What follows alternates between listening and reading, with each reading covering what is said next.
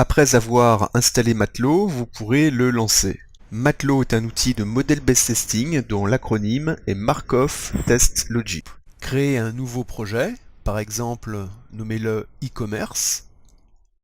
L'interface de Matelot est composée de 3 perspectives accessibles par les 3 boutons en haut à droite. La première est Édition, où vous pourrez éditer votre modèle, Génération, où vous pourrez générer l'ensemble des suites de tests de votre projet, et la partie Exécution, où vous pourrez exécuter et générer les cas de tests en mode online. Retournons sur la perspective Édition.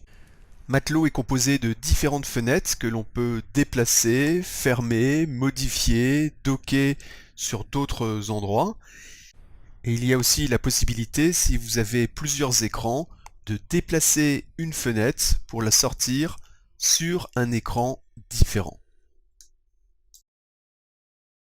Si vous êtes perdu dans vos fenêtres et que vous voulez revenir à l'état initial, faites bouton droit sur Édition, Reset, qui permettra de remettre la perspective par défaut. Dans la vue Project Explorer, on peut voir dans l'arborescence l'ensemble des chaînes composées du projet, ainsi que les profils statistiques, les différents rapports, notamment de traçabilité avec les exigences, et les différentes suites de tests que l'on a enregistrées. La zone données permet de créer les données utiles pour le projet. De façon générale, toutes les données, sauf le type, peuvent être glissées-déplacées sur la transition.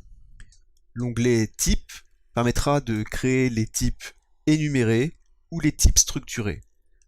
L'onglet Data permettra de créer des variables globales, des constantes, les inputs pour la stimulation ou les outputs pour la vérification. Prenons l'exemple de la création d'un input numérique. Clic droit, Nouveau numérique, sur lequel nous allons ajouter des classes d'équivalence en cliquant sur Equivalence Class de la vue Properties, ajoutant 0, Split et 50. Puis, par drag and drop, on positionne directement l'input sur la transition, et dans la vue Outline, on reclique sur l'input, sur lequel nous pouvons faire la valorisation. Nous allons ici désactiver la classe d'équivalence 0 à 50. Cette distribution est rectangulaire. Il peut y avoir d'autres distributions, comme une gaussienne ou une valeur fixe. Pour les résultats attendus, il faut créer un output. De la même manière, clic droit, New numérique par exemple, et on positionne de la même façon l'output sur la transition. Et on peut mettre, par exemple, que l'on attend comme résultat attendu, ici, une valeur fixe à 45. Regardons les exigences en cliquant sur Requirement. Pour créer une nouvelle exigence, c'est clic droit sur Spécification de document. On peut créer alors un label, R1 par exemple, et une description, par exemple description. Puis, on peut, par drag and drop, associer l'exigence à la transition en positionnant l'exigence sur la transition. Cliquons sur Fonction de traitement. Les fonctions de traitement permettent de calculer automatiquement soit des stimulations, soit des vérifications. Nous allons ici multiplier par un nombre l'input afin de mettre le résultat dans le résultat attendu. Pour cela, faites clic droit sur Traitement de Function Library, New Static Function, prendre, multiplier, puis positionner multiplier sur le nouvel input, multiplier à 2 paramètres, A et B.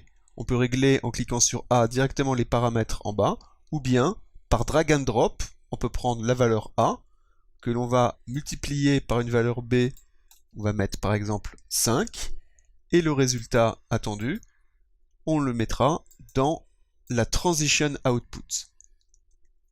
Regardons les attributs qui permettent d'ajouter des attributs dans le projet, comme le nommage automatique des suites de tests. Par clic droit sur Attributes Library, TestSuiteName, qui va être créé automatiquement un TestSuiteName 1, et lorsque l'on va positionner ce TestSuiteName 1 sur une transition, lorsque l'algorithme de Matelot va rencontrer TestSuiteName 1, il commencera le nommage du début du cas de test par exemple, TestSuite.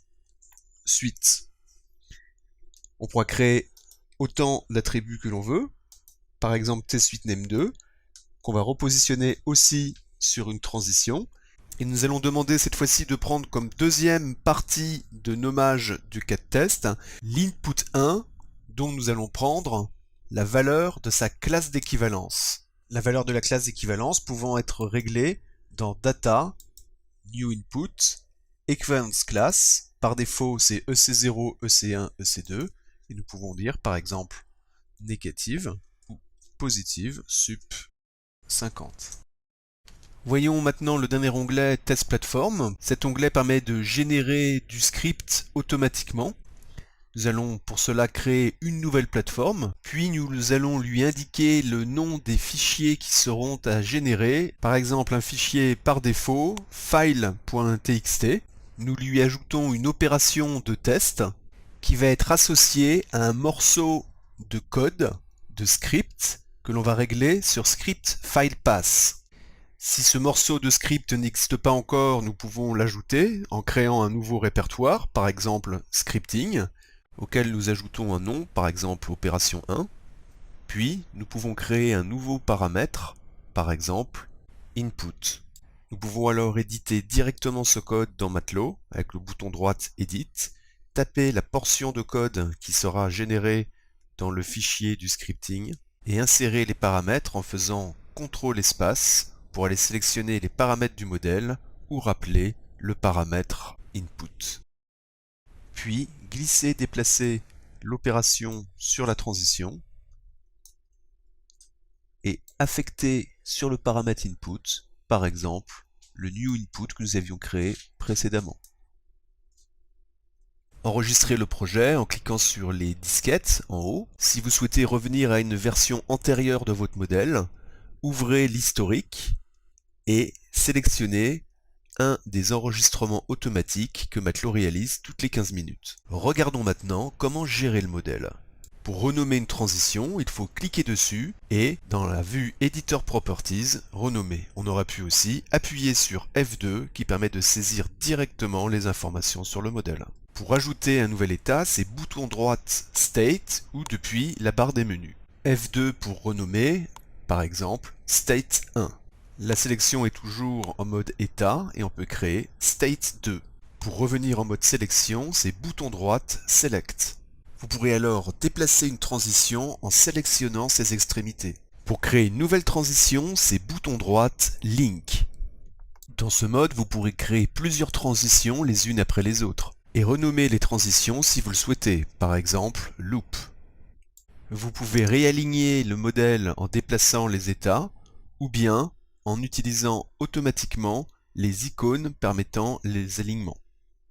Et recréer d'autres transitions toujours par bouton droit Link. Par exemple, branche 2. Pour associer une macro-chaîne à Step 2, double-cliquez sur Step 2. Une fenêtre s'ouvre et vous demande le nom de la macro-chaîne à créer qui prend par défaut le nom de l'état que l'on double-clique. Créez par exemple un état A, un état B et deux transitions GoToA et GoToB. Lors de la création de la macro-chaîne State1, cela a créé automatiquement une arborescence dans le Project Explorer. On peut aussi associer cette nouvelle chaîne à un état existant comme State1 par exemple par un simple glisser-déplacer sur la zone macro-chaîne de l'état sélectionné. Passons à la génération en cliquant sur la perspective génération. Sélectionnez ici une nouvelle stratégie en cliquant sur New Strategy et vérifiez ici que la chaîne et ses deux sous-macro-chaînes soient bien sélectionnées. Choisissons un algorithme, par exemple Minimum Arc Coverage, qui signifie le chemin le plus court pour tester toutes les transitions. Ici, deux suites de tests ont été générées, avec pour l'une d'elles la règle de nommage qui avait été réalisée avec les test suite name. Double-cliquons sur la première test suite pour l'ouvrir et voir son contenu. En bas se trouve l'onglet HTML Viewer qui permet de voir le cas de test de façon graphique. Vérifiez que la suite de tests obtenue, ces pas de test, ces différentes stimulations et vérifications, exigences et attributs, correspondent bien à la stratégie que nous avons modélisée dans Matelot. Si certains steps sont vides et que vous souhaitez qu'ils disparaissent, retournez dans Édition et décochez le test step, ainsi ils n'apparaîtront plus à la prochaine génération. Afin de générer la traçabilité des exigences, retournez dans le module Génération, sélectionnez les test suites, sélectionnez toutes les test suites en faisant CTRL A, ajoutez-les au projet. Les suites de tests sont enregistrées dans Matelot, puis dans le Project Explorer, faites clic droit, Requirements Coverage, puis sélectionnez soit un rapport pour chaque suite de tests les exigences, ou bien pour chaque exigence les suites de tests associées. On obtient le rapport des exigences, avec ici qu'une seule exigence. Afin de générer les scripts, faites un clic droit sur les suites de tests générées, puis Export Test Suite to Script. Enregistrez les suites de tests dans ce répertoire par défaut, et deux possibilités, soit enregistrer un script par suite de tests, ou soit fusionner l'ensemble des suites de tests pour ne faire qu'un seul grand fichier. Faites Finish. La suite de tests qui contient la transition automatisée a bien généré un fichier. Ce fichier contient 2 fois l'appel de la fonction d'automatisation.